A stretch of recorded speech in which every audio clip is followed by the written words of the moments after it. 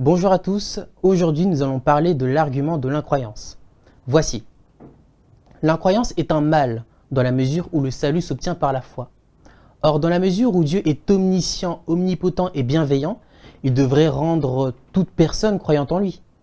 Effectivement, si Dieu veut et peut sauver les hommes, et que pour que les hommes soient sauvés, ils doivent croire en lui, eh bien Dieu devrait rendre tous les hommes croyants en lui. Puis Dieu en est capable. Il pourrait se montrer, produire des preuves ou des démonstrations convaincantes. Dieu sait ce qu'il faut pour nous convaincre. Dieu sait ce qu'il faut faire pour nous convaincre. Or, il existe des incroyants, ce qui semble incompatible avec l'existence de Dieu. Effectivement, si Dieu veut et peut rendre tout le monde croyant, il ne devrait pas exister de non-croyants. Or, il existe de non-croyants. Et donc, selon cet argument, Dieu n'existe pas. Donc voilà l'argument de l'incroyance. C'est d'ailleurs un argument que beaucoup d'athées lancent contre la foi chrétienne. Mais voici comment on peut le résumer. Par définition, Dieu est omniscient, omnipotent et bienveillant. Dieu peut et veut nous sauver. Si Dieu existe, le monde ne contiendrait pas de l'incroyance. Or, le monde contient de l'incroyance et donc Dieu n'existe pas. Voici la réponse que moi je souhaite apporter à cet argument. Je vais commencer par écarter une des réponses que les chrétiens donnent souvent contre cet argument. Les chrétiens souvent répondent que Dieu se cache pour qu'on puisse croire en lui, pour rendre la foi possible. On doit croire sans preuve et Dieu doit se cacher pour qu'on puisse croire en lui. Cet argument, je l'ai toujours trouvé bizarre et je pense qu'il est faux parce qu'il repose sur d'innombrables erreurs et qu'il engendre beaucoup plus de problèmes, plus graves encore. Premièrement, il est faux que Dieu se cache parce qu'en fait, Dieu est invisible par nature. Dieu n'est pas dans l'espace, puisqu'il est le créateur de l'espace, il n'est pas de nature spatiale, il n'est même pas matériel, il n'a pas de corps. Or, toute chose n'est visible que si elle est spatiale et corporelle, et matérielle.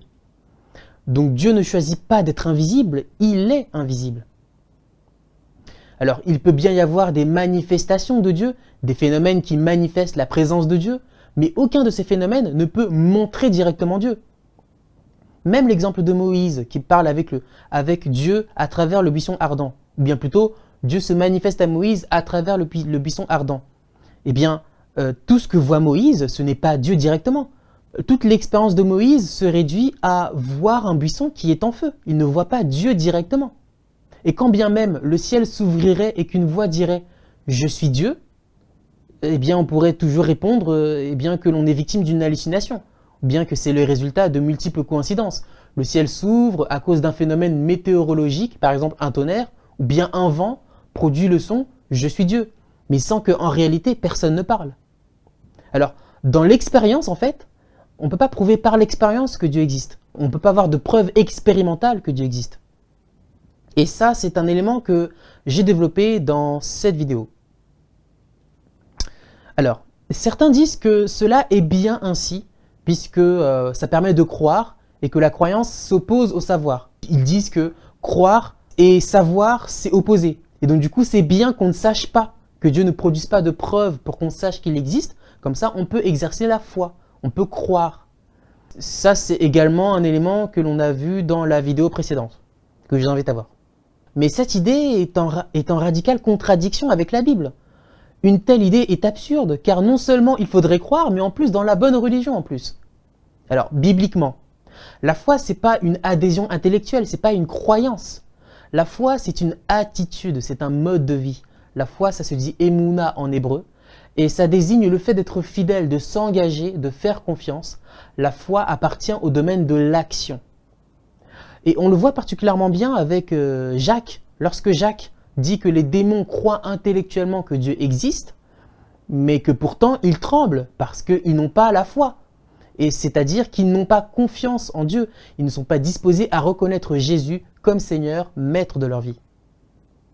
Si donc la foi c'est l'engagement, la confiance, l'adhésion, ça ne s'oppose pas à l'idée que Dieu soit rationnellement connaissable, que l'on puisse savoir que Dieu existe, qu'on puisse avoir des preuves que Dieu existe. Pour Paul, l'impiété, c'est-à-dire le fait de ne pas croire en Dieu, de ne pas avoir foi en Dieu, est inexcusable, parce que Dieu est rationnellement connaissable, comme on vient de le voir en Romains chapitre 1, verset 18 à 21. L'idée même d'un Dieu qui se cache d'ailleurs est même contraire à l'idée d'un Dieu d'amour. C'est parce qu'il est amour que Dieu se laisse connaître comme nous le pouvons, non pas empiriquement, non pas dans l'expérience, mais rationnellement. L'idée de ne pas croire en Dieu, c'est plutôt l'idée d'un refus des preuves rationnelles de l'existence de Dieu. L'athéisme est soit de la mauvaise foi, un refus des données de la raison, ou soit une folie, un refus de la raison elle-même, comme on le voit en Romains chapitre 1, versets 18 à 21, ou bien Psaume 14. La discussion philosophique peut parfois conduire à la conversion. C'est le cas du philosophe Anthony Flew, qui était militant athée et qui s'est converti à la suite d'échanges philosophiques avec notamment le philosophe Richard Swinburne. Donc c'est possible de croire avec des arguments et avec des preuves. Donc voilà comment on peut résumer ce qu'on vient de voir. 1. Dieu est par définition omniscient, omnipotent, bienveillant, amour et invisible. 2. Dieu est également la cause du monde. 3. Si Dieu existe, bien qu'il ne soit pas empiriquement connaissable, il est invisible, il est néanmoins rationnellement connaissable par déduction causale et il se laisse connaître par ses créatures sans les forcer à le connaître puisqu'il est amour. Et 4. Si Dieu existe et qu'il existe des athées, les athées sont coupables de ne pas le connaître puisqu'il est connaissable. Alors, deux causes sont possibles à l'athéisme selon la Bible. Soit c'est de la mauvaise foi, soit c'est de la folie. Donc, encore une fois, selon la Bible. Mais on peut également se dire, comme beaucoup le font, que Dieu pourrait décider que tout le monde croit. Pourquoi Dieu ne claque pas des doigts et hop, tout le monde croit en lui, même sans aucune raison. La personne la plus athée deviendrait croyante. Au lieu de se casser la tête avec tout ce qu'on vient de voir, Dieu pourrait simplement décider que tout le monde croit. S'il est omnipotent, il peut le faire. Alors pourquoi ne le fait-il pas? Alors voici la réponse chrétienne. Par définition, Dieu est omniscient, omnipotent et bienveillant et amour. Étant amour, l'amour implique la liberté. Dieu n'impose pas la connaissance de son existence, même si celle-ci est aisément disponible par la raison. Les athées sont donc soit de mauvaise foi, soit fous. Donc en fait, c'est un mécanisme psychologique de défense face à une donnée qui est rationnelle mais inacceptable. C'est un déni. Dieu n'est donc pas responsable du mal de l'incroyance. Ce sont les personnes qui ne croient pas qui sont responsables de leur incroyance. Dieu a rendu l'incroyance possible pour que l'homme soit pleinement libre, y compris de croire ce qu'il veut, au mépris de sa propre raison et de son existence. Et son existence, l'existence de Dieu, est donc compatible avec l'existence des incroyants.